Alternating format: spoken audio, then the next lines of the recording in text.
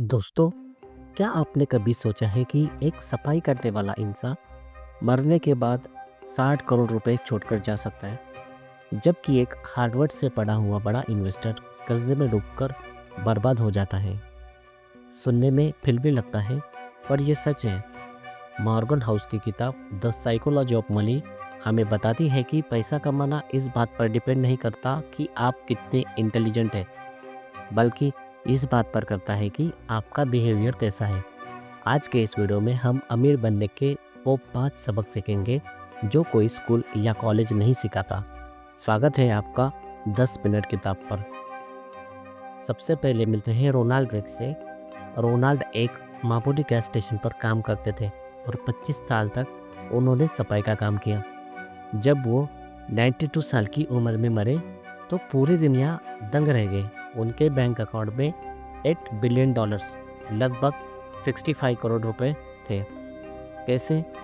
उन्होंने कोई लॉटरी नहीं जीती थी, वो बस थोड़ा थोड़ा पैसा बचाते थे और उस ब्लू चिप स्टॉक में इन्वेस्ट करते गए और दशकों तक इंतज़ार किया। वहीं दूसरी तरफ रिचर्ड फुस्कोन, जो एक बड़ा इन्वेस्टमेंट बैंकर था, उसने इतना कर्जा लेकर बड़ा घर बनवाया कि 2008 के क्राइसिस में वो बर्बाद हो गया। इस बात का एक लेसन है कि पैसा दिमाग से ज़्यादा डिसिप्लिन का खेल है। आप कितना कमाते हैं उससे ज़्यादा ज़रूरी है कि आप उसे कैसे संभालते हैं। हम अक्सर किसी की सक्सेस देखकर सोचते हैं कि वो बहुत स्मार्ट है और किसी की फेल्योर देखकर सोचते हैं कि वो बेवकूफ़ है।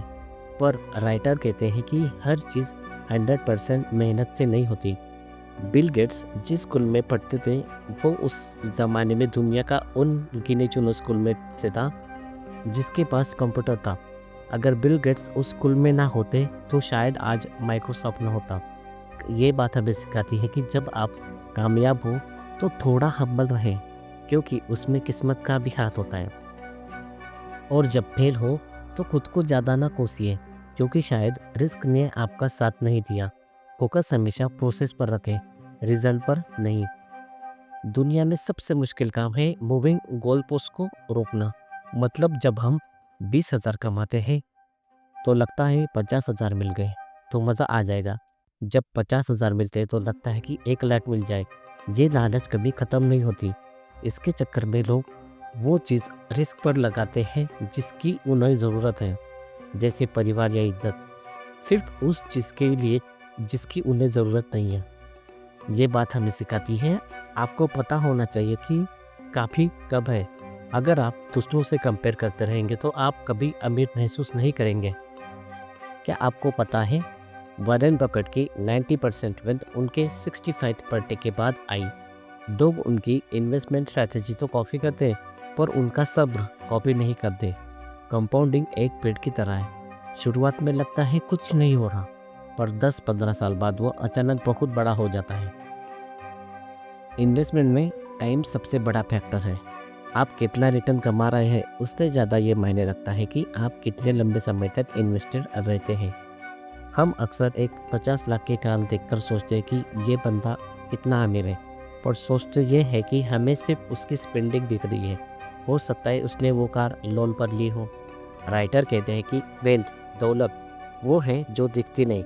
वेल्थ वो पैसा है जो आपने खर्च नहीं किया। वेल्थ का असली फ़ायदा ये नहीं कि आप बड़ी कार लें, बल्कि ये है कि आपको फ्रीडम मिले। ये लेसन हमें सिखाता है कि वेल का मतलब है सुबह उठकर आप ये कह सके कि आज मैं जो चाहे वो कर सकता हूँ। असली अमीरी वक्त की आज़ादी है। तो दोस्तों, साइकोलॉजी ऑफ मनी हमें सिखाती है कि अमीर बनना आसान है, पर अमीर बने रहना मुश्किल। अपने बिहेवियर को कंट्रोल में रखें, कंपाउंडिंग को अपना काम करने दें और शो ऑफ से बचें। अगर आपको ये पॉइंट्स पसंद आए तो कमेंट में मनी लिखें।